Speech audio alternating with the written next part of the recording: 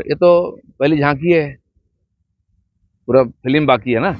দেখুন হামলা হবে অনেকদিন ধরে চলছিল। আমরাও অপেক্ষায় আছি যে এর যোগ্য জবাব কিভাবে সরকার দেয়। পাকিস্তানের লোকেরা খাওয়া ঘুম রান্না বান্না বন্ধ করে অপেক্ষা করছিল কখন অ্যাটাক হবে।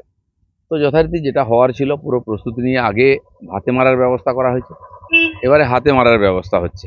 তো যেটাই আশা করেছিলাম যে টেররিস্ট ক্যাম্পকে অ্যাটাক করবে তাই করেছে। প্রাথমিক শুরু হয়েছে, আর এ তো পহলি ঝাঁকি है, পুরো ফিল্ম বাকি है ना, होगा। দেখুন, যুদ্ধ তো সরকার করবে, সেনা করবে। আমাদের দেশের লোকেরা কি করবে?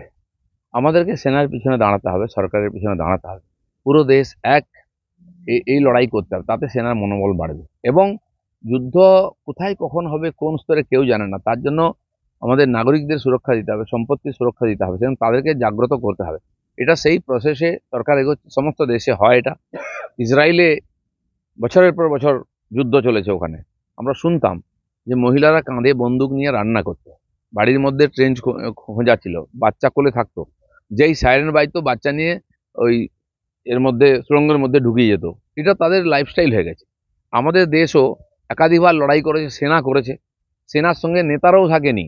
সেনা লাহোর জিতে নিয়েছে, আমাদের নেতারা টেবিলে ফেরত দিয়ে দিই। আজ সেটা হবে না।